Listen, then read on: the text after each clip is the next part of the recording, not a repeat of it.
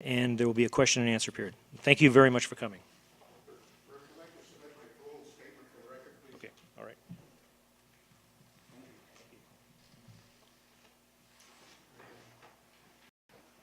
Thank you, Mr. Perello.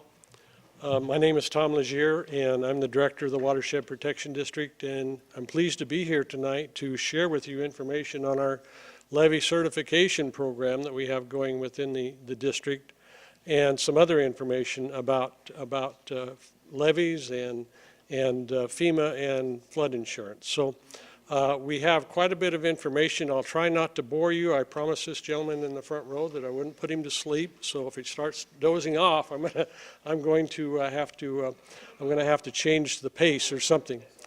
So, pardon me. Excuse me, I forgot one thing, and I beg the indulgence of the group. We had asked to get a question addressed about the Struby Drain in River Park. It turns out the Struby Drain is in litigation. The River Park A and River Park B LLC have sued the Ventura County Watershed Protection Agency.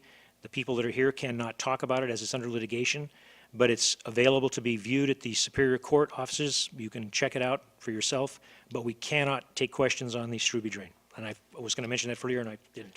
Okay. Well, thank you for mentioning that, and thank you for your consideration and forbearance in that, because we are constrained because of the fact this is a matter under litigation, so we cannot speak to that, and I appreciate you bringing that up, Mr. Perlow. The issues we want to talk about tonight, however, are what's all questions that you may have about levees and what we're involved in. We have a lot of information here that's up front. This is available, and I'll point out a couple of these items. And then also, as was mentioned, we are going to take questions. I prefer written questions, and Rafaela has the form. And Miranda also is one of our able staff persons here that will help. But I would encourage you, if you have a question, write it down and then wave it in the air. Something Rafaela or Miranda will see that and pick it up.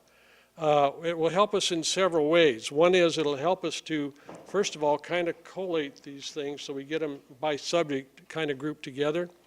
And secondly, we may not have the answer to all of the questions tonight, so we may have to respond back to you, and if we have the information, we will know how to get back to you. Also, all of the questions that are written tonight, we will post on our website, and that will be posted up there. So, and we'll explain more about our website in a little while. So you can get online, you can check out our website, you can get the questions as they were submitted and as they were answered. So I encourage you to use this. We have a lot of these questionnaire forms available, and if you need one, stick your hand up, and Rafaela will kind of look around and make sure that that we get one to you, and then get it back so we can answer it. Just to kind of, oh, thank you. Kind of to give you the overview of what we're going to be doing. I'll go through our agenda. I'm going to give you a little bit of history about the Santa Clara River especially, and then we're going to talk about levee certification requirements. We have two situations here on the Santa Clara River in the city of Oxnard, and they are being worked at from different perspectives, and I'll explain that more in detail. But we have one. First of all, we will go through, and if you can see if I do this right and get it turned in the right direction. We have levee certification requirements. I'll speak to that. And then some of the FEMA mapping efforts and some of the things that are going on with the flood insurance study on the Santa Clara River, what impact that has on us now, and what impact that's going to have on us here coming up this next year. The two projects we want to speak to directly, one is the Santa Clara River, we call it SCR1. That's the levee situation that is above Highway 101 bridge. So that's the levee that runs along, parallels the River Park project, and so that we call SCR1. That has we are under a program to certify that levee, and I'll get into some detail there too to explain what that is. How we are approaching that. The other one we have is the Santa Clara River below the Highway 101 bridge, and we call that SCR3. Now, we say it's a levee system, public safety enhancement, but there's technically, FEMA does not recognize that as a levee because there's a gap of about 2,000 feet in which there is no levee. And so we'll speak to that in some detail. We are addressing that project very aggressively, and I want to share that information with you. And then also we have our levee certification public outreach. This is a part of that outreach, and we are available if you have folks that want to have more information about what we're doing and why we're doing it in regards to levees. We are available for these kinds of meetings. But we have an interactive website that we are kind of excited about that we've just developed, and it's up and running, and we'll explain that to you. And then lastly, we will deal with the questions and answers. And as I said, we'd prefer to have your questions written, and then that'll help us to respond to them and to get the proper information on our website regarding the questions that you have. Okay, Gabe. Just to put a little history to this, and there is a picture, a photo over here on this, but this is really a very impressive photo.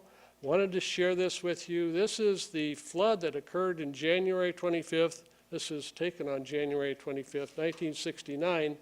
On the Santa Clara River, taken on the railroad bridge, the railroad trestle over the Santa Clara River, and then the 101 highway over here.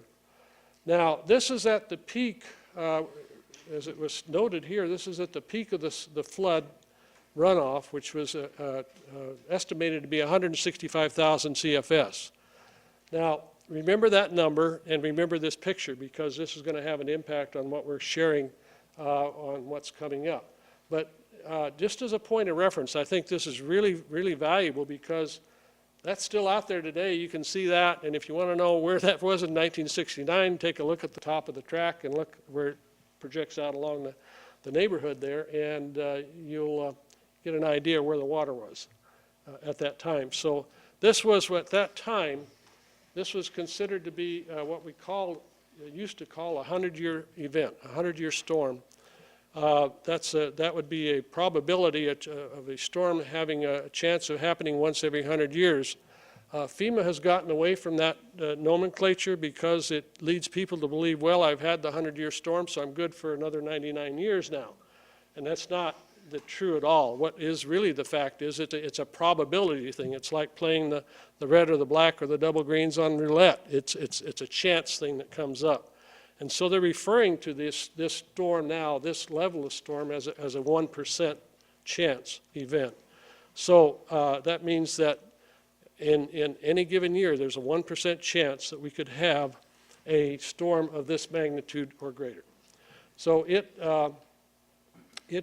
leads you then to understand a little bit more, perhaps how vulnerable we are for this type of thing, because in any given year, it happened this year, it could happen next year. And so not likely, but still, in any given period of time, there is a probability that this storm will reoccur, and almost with certainty it's going to reoccur again in the future, and probably with more severity, and we'll talk about that a little bit next. This is another picture showing the Santa Clara River flooding. This is along North Bank where it went under the 101 bridge. And somebody was on their way to church that morning or something, and that's as far as they got. So I don't know if you maybe had a chance to pick up a good buy on a car, but that was a lot of water that passed through the area, and that was from that storm. Next one, Gabe. I want to show this picture to you because it's really telling. Those of you that are designers and engineers, you understand what this is all about. These are piles underneath the piers. This bridge is the Satakoy Bridge where the 118 crossed the Santa Clara River, which would be at the north end of SCR1, or of that levee system that goes down alongside River Park. The reason that I wanted to show this to you is because normally the bottom of the river is right there.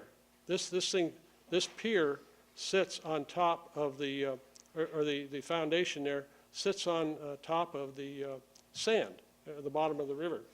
And what happened during this storm, so much water moved through the area that it washed all of the bottom of the river out. So storms happen in this manner. They're very dynamic. And this looks like, I'm just guessing, That's probably